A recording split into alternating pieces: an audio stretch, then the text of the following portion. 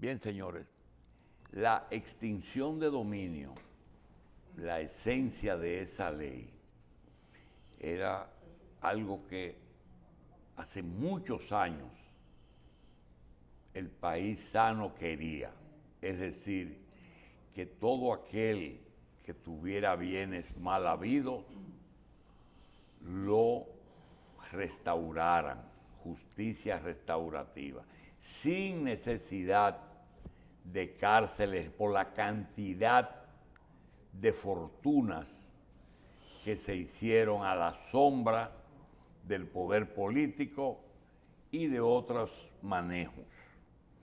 Ya por fin se aprueba una ley con muchas modificaciones, recortes, adaptaciones, y una persona que ha vivido esos 60 años en que algunos pensaron que iba a tener alcance esa ley, es decir, desde los Trujillo, sus familiares y sus allegados, hasta hoy, iban a tener que pasar por la revisión legal de sus bienes.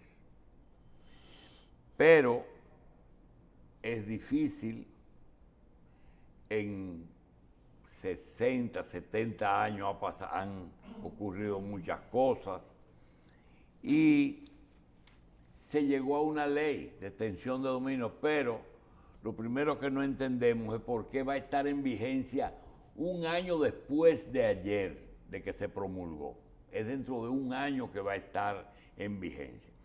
Yo quisiera que la experiencia hable y que José Israel, desde su punto de vista, nos hable de la extinción de dominio.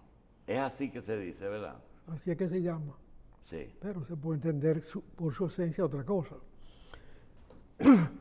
Eso de que la ley entra en vigencia a tal fecha por decisión de ellos, yo no lo sabía. Pero eso es inconstitucional, porque la Constitución de la República dice que las leyes entran en vigencia 24 horas después, en el Distrito Nacional y no sé unos cuantos días más en el resto del país. Entonces, así no se puede. Comenzó mal la cosa. Comenzó mal, pero terminó bien. Después de 15 años creo que tenía eso ahí. 15 años era, 18. Sí. Una cosa así. Después de tanto tiempo y los americanos punchando, a pesar de la punchadera americana, es más, yo oí a alguien decir que el hecho de que no hayan designado embajador en la República Dominicana, y ya el señor Biden tiene casi 2 años en el poder, obedecía a que esa ley no se había aprobado. Eso dijo alguien por televisión.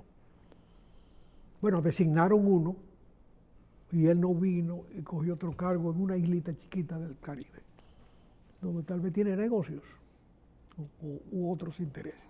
Lo cierto es que está céfala en la embajada norteamericana hace 2 años, nadie se lo explica y naturalmente esta ley servía para muchas cosas. ¿Y la embajada elogió la aprobación? Sí, claro, ellos estuvieron haciendo presión, pero no creo que llegaran a eso, a no designar un embajador. No. Lo que es una falta de consideración a la República Dominicana, la no designación por 2 años, que hubiese implicado el retiro discreto de la embajadora designada allá, porque tú no puedes recibir un trato de esa naturaleza. Pero ese no es el tema. El tema es extinción de dominio y la forma como se aprobó. Después de 15 o 18 años en el debate disperso del Congreso, de repente los diputados reciben la ley del Senado, que le dio muchísimo trabajo evacuarla en el más estricto sentido de la palabra, y en 24 horas la devuelven. Recuérdense que la legislatura se suspende el día 31. Si esa ley moría ahí, había que introducirla de nuevo. De manera que teníamos plazos fatales. Quedaba un día para la Cámara de Diputados y si ella la aprobaba, le quedaba un día al Senado. porque ya hoy creo que no se podía. Y luego al Poder Ejecutivo tenía para promulgar.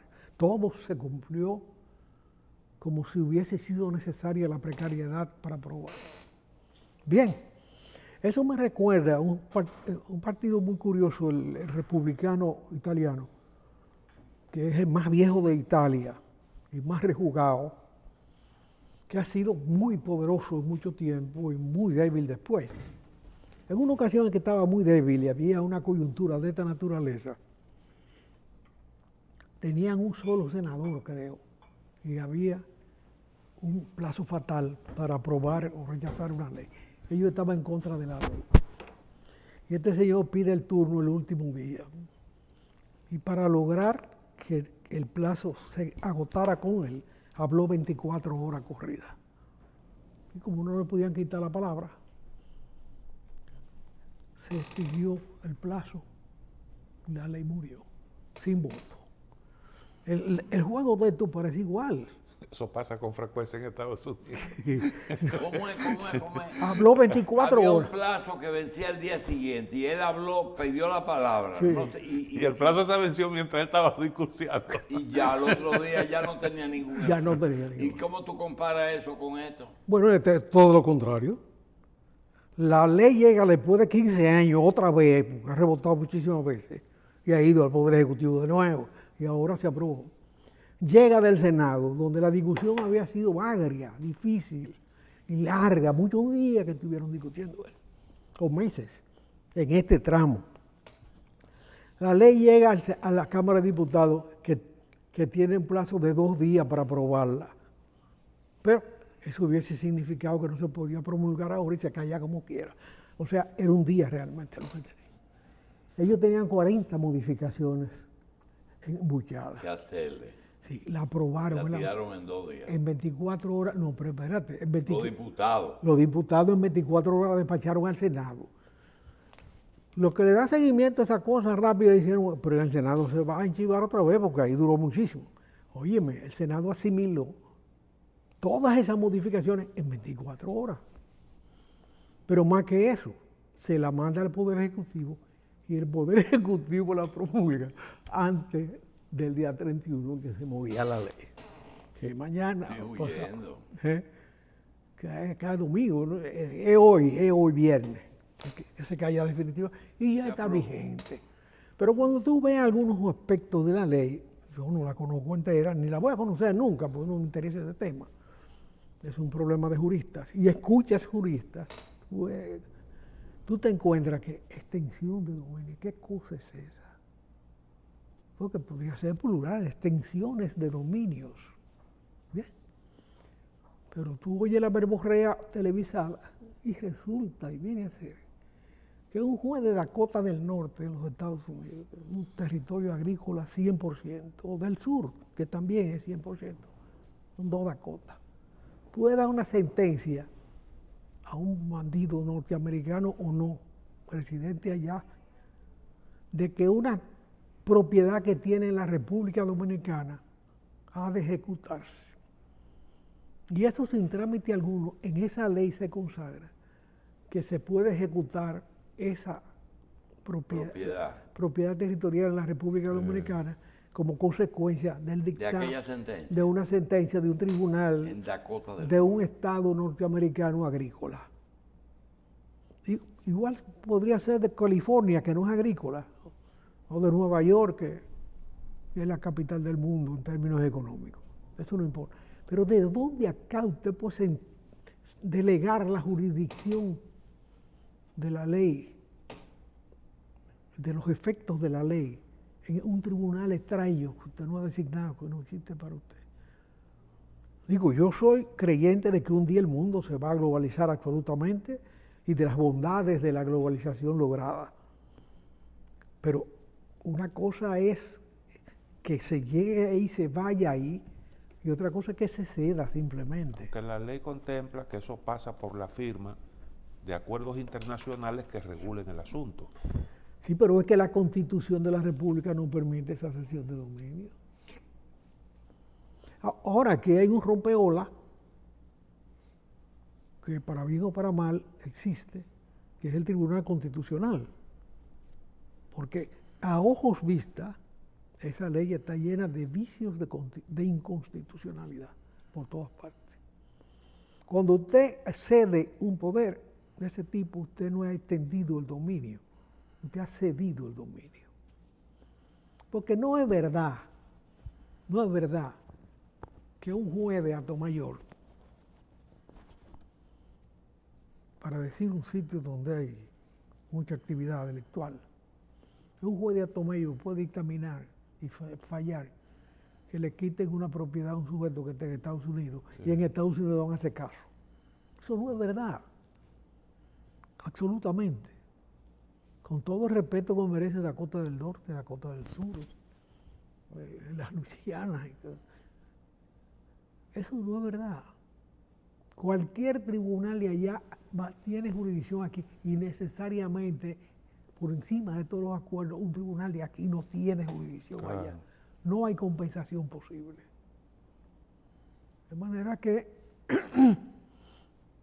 vamos a ver, el debate va a ser largo. Yo he escuchado juristas eminentes, comunicadores eminentes como Carmen Inver-Brugal, dando datos de la incoherencia de la ley. De alguna manera, déjame ver si me tenga...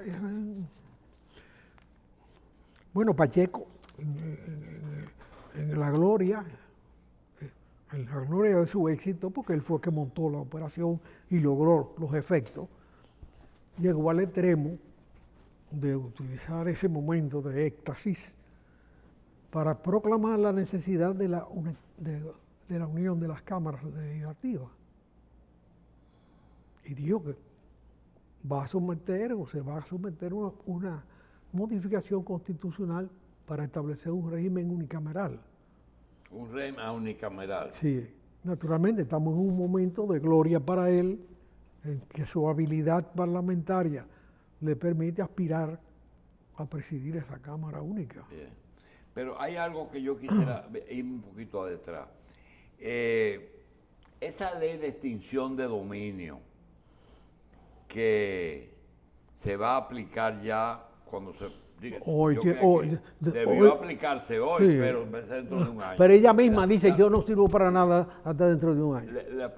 La pregunta... porque la misma ley que se será... Es la ley que lo dice. Pero la pregunta es esta. En el momento en que se vaya a aplicar a una persona la toma de sus bienes, ¿quién toma esa decisión? ¿Un juez o un ministerio público? El Ministerio Público no tiene efectos de acción. El Ministerio Público puede ordenar la retención. Ok, cuando retiene, tienen que esperar una sentencia definitiva para que pase a la propiedad del demandante. Entonces, esto que yo tengo aquí, que te manda a alguien ahora, dice, dile que hay. No habrá confiscación por razones políticas de bienes de las personas físicas o jurídicas. Está claro, por razones políticas no. Solo podrán ser objeto de confiscación o decomiso mediante sentencia definitiva los bienes de personas físicas o jurídicas, nacionales o extranjeras, que tengan su origen en actos ilícitos cometidos contra el patrimonio público, así como los utilizados o provenientes de actividades de tráfico ilícito de sustancias o relativas a la delincuencia transnacional organizada y de toda infracción prevista en las leyes.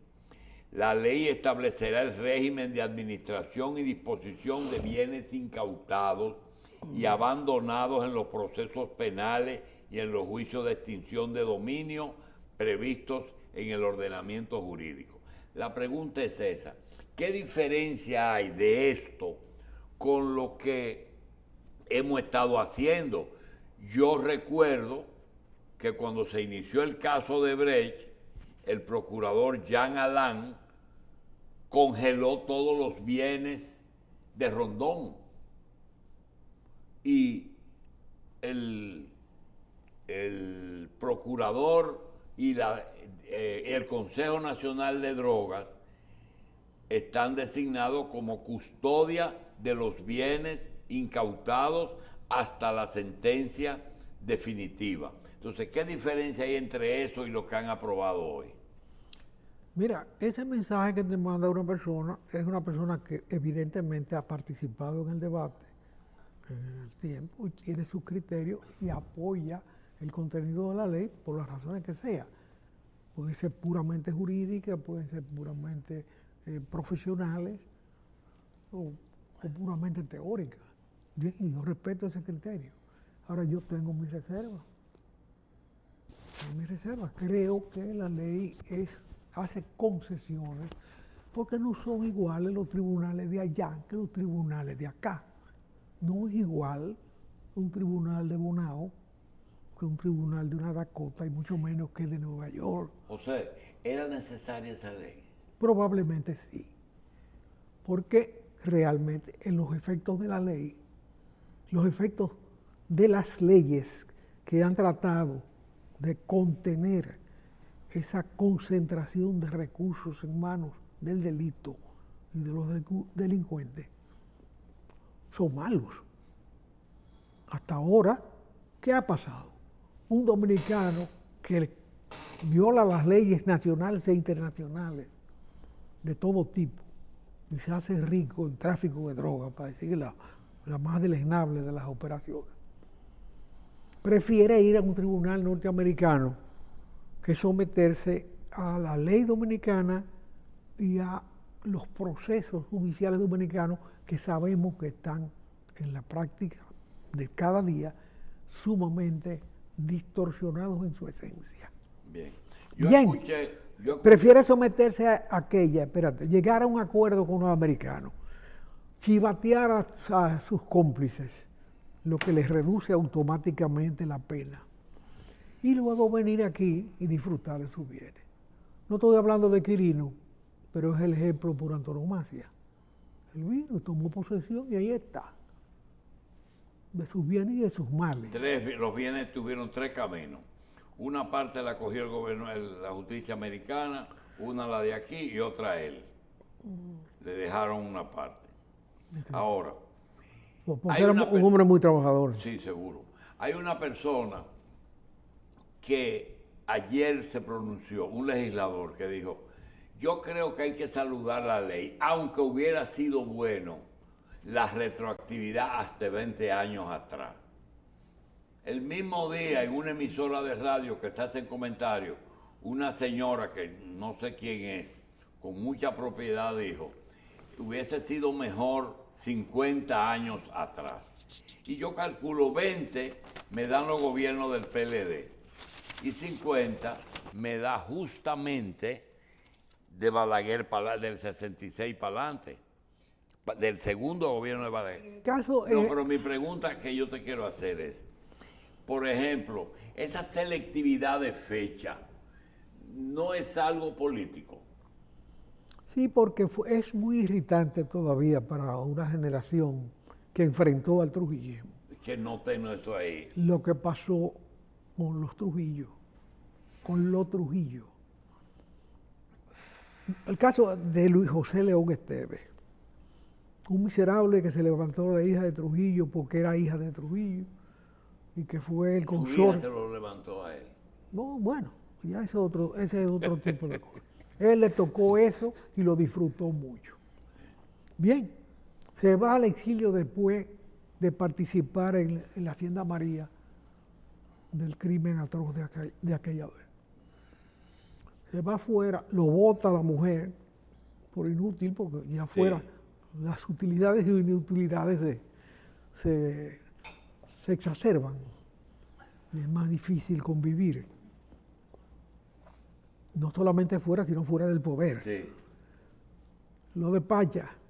Pero a los 10 años ese sujeto se presenta aquí e invoca que nunca fue sometido y que si hubo un sometimiento se extinguió porque han pasado más de 10 años. Un abogado le lleva ese caso y logra una sentencia. ¿Y tenía bienes? Tenía males. Tenía males.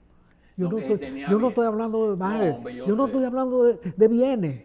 De males. Yo estoy hablando de males. Ese señor merecía estar preso para el resto de su vida. aunque el límite de la ley establezca 30 años. Sí. Pero no hay derecho a que un canalla de esa naturaleza, torturador, innecesario, porque él no era, él no podía ser obligado, era parte de Él no tenía que ir a Hacienda María. parte de la nobleza. Él era parte del poder. ¿Por qué tenía que mancharse la mano de sangre? ¿Por qué tenía? ¿Por vicioso? ¿Por mañoso? ¿Por asesino? Y eso tú lo implicas en extinción de poder. Pero claro que sí. Ahí hubo bienes solapados que eran de los Trujillo, que se quedaron en manos de los herederos de ese sujeto. Pero eso, el problema en el caso de él no me toca a mí solo por la extinción de dominio, en la acumulación de bienes, ¿no? Es un delincuente no común, es un torturador vicioso. Bueno, terminó siendo ¿cómo es? Antes de pegarse un tiro, Iván Do León Esteve, que se pega un tiro. Tiros. Sí. Los dos hermanos. No, eran tres. Los tres estaban en la 40 torturando, en el éxtasis del 21 de enero en la noche. Que fue un momento dantesco. Señor, ¿cómo es posible que convivamos con esos sujetos? Hubo algunos de los que estuvieron en Hacienda María, que luego fueron jefe de Estado Mayor del Ejército aquí. Y jefe de la policía y cosas de ese tipo. Señor, ¿cómo es posible? ¿Cómo es posible? Por eso la gente grita todavía por esa fecha. Porque esa fecha no hiere solamente en acumulación de bienes, ¿no? Acumulación de males. Bien. No sé si hay algo El más. otro tema es muy importante, que es el tema de la guerra entre Rusia y Ucrania. ¿Cuáles son los efectos? Mira, los efectos de la guerra hoy mismo, para mí, el más excelso, el más grande, porque son espectáculos que normalmente uno no ve, es que Ucrania logra definir una nación que estaba diezmada, reducida, aplastada, desde varios siglos atrás, desde el dominio zarista, en que desapareció como nación y era parte de la Rusia imperial. Y ha ido definiendo una nación poderosa, capaz, con cultura propia y con una serie de atributos que definen una nación. Y naturalmente, la lucha por el territorio es parte de la definición nacional. Yo respeto lo que se está haciendo en Ucrania, como es respetable lo que hicieron nuestros patriotas que definieron la nación dominicana de Duarte en adelante y antes de Duarte. Porque incluso al hombre de palo hincado lo quieren vejar porque derrotó a los franceses y llamó a España. Parte de la definición de la nación fue esa. La inclinación por España y la inclinación por Francia. El dominio francés es una herencia importantísima porque se produjo dentro del proceso de la Revolución Francesa, que fue un acontecimiento que conmovió a la humanidad entera. Además, la propia Revolución haitiana y la definición del Estado haitiano se hizo contra Napoleón. Y la Revolución Francesa, porque ellos en su constitución proclamaron la abolición de la esclavitud y dijeron en Haití no. Entonces los haitianos abolieron la esclavitud, lograron abolir la esclavitud y sacar a Francia. Pero tal era el dominio de Francia que cuando Napoleón invita a Toussaint a visitarlo, Toussaint piensa que lo va a recibir como jefe de Estado. En el propio barco lo hicieron preso y se recuerda solamente la prisión por un librito, un cuento extraordinario de un escritor casi olvidado alemán, Kleist, sobre su prisión y su muerte en una celda de la prisión francesa. Sin embargo, aquí los códigos todavía hoy están inspirados en Francia, no en España. A pesar de que España nunca ha podido ser una nación organizada en términos políticos. Pasa de una monarquía cuestionable y débil siempre, desde hace mucho tiempo, de Felipe II, a unos gobiernos republicanos que no saben cómo manejar una república. Es más, se proclama la Constitución de Cádiz bajo el dominio de los franceses, y cuando los Bonaparte se retiran de España, que no fueron derrotados, se retiran de España, vuelven a llamar a los Borbón y los ponen en el poder por encima de la Constitución de Cádiz, en la cual participaron todas las naciones latinoamericanas en ciernes. Hubo delegados dominicanos ahí, pero nuestra nación era tan débil que esos 2 delegados, cuyo nombre ha sido olvidado prácticamente por la historia, nunca volvieron al país ni entregaron los resultados de su participación. Pero hubo dominicanos, o sea, hubo una representación de nuestro espacio geográfico, que entonces no era una nación. Bien. Entre los efectos de la guerra de Ucrania está el asunto de la economía. Estados Unidos ya se considera que entró técnicamente en recesión. Europa va más o menos por el mismo camino. Pero óyeme, la recesión técnica es un fenómeno, una elucubración de los economistas. 2 trimestres sin 2 trimestres de baja en la producción, en los indicadores, dice que entramos en bueno, estamos entrando, se está registrando, pero esos no son los síntomas reales. Estados Unidos está vendiendo más petróleo que nunca en su historia, y más gas natural. Y gas, claro. Y armas. Entonces, sus resultados de la guerra de Ucrania también. Ellos pueden entrar en recesión en uno que otro estado, yo no lo dudo, pero en la práctica no están en recesión y siguen emitiendo papeletas como unos desgraciados. Estamos en una recesión y estamos tirando dinero. Ahí le entregaron 500 millones ellos, ¿qué? A una institución internacional. ¿De dónde sacó el Tesoro americano 500 millones de un día para otro? 500.000 millones, porque ahora así es que se habla de esos números. ¿De dónde lo sacó? De la emisión. Eso no es entrada de impuestos y del flujo natural de la economía. Ese tema de la inflación se está discutiendo en el mundo entero, pero el origen de la inflación es la emisión, desde que cuando existía el trueque, cuando se pagaba con otros bienes, la compra del trabajo, que se llamó salario, lleva ese nombre, porque se pagaba con sal. De ahí viene el salario y el asalariado. Cuando había mucha sal, el dinero no valía nada, porque se compraba había mucho dinero y los precios corrían, se movían, se podía exigir. Desde entonces la inflación obedece a cuando los medios de pago crecen más que lo que crece la economía. Tan simple como eso. Es sumamente simple, no hay que ser acupunturista económico, que si puncho aquí sale allá, no. Si la oferta de aquello cuánto, y da estos resultados, no. Si hay mucho cuarto en la calle hay inflación, si hay poco cuarto en la calle no hay inflación.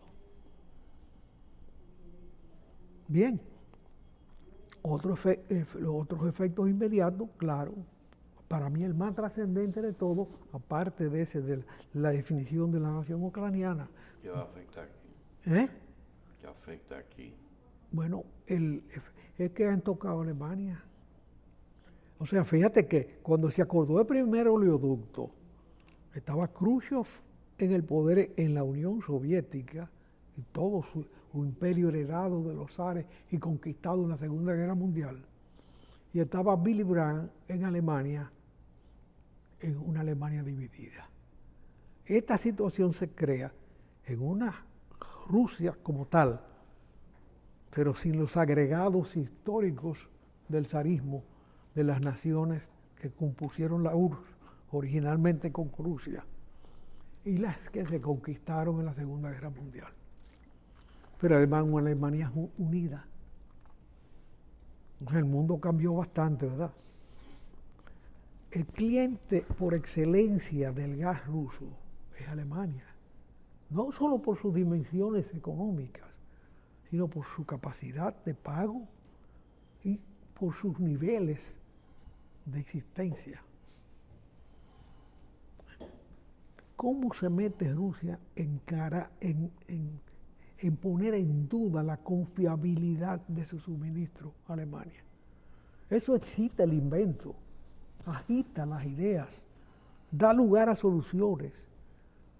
Soluciones que en este momento que son armónicas con el ambiente, con el rescate de valores fundamentales de la vida humana que ha sido puesto en juego precisamente por el uso de los combustibles hijos de los fósiles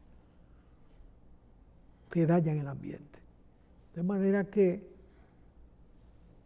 Rusia pierde toda su posibilidad futura de ser un socio confiable de la nación con la cual tiene la relación más estrecha de bienes y servicios.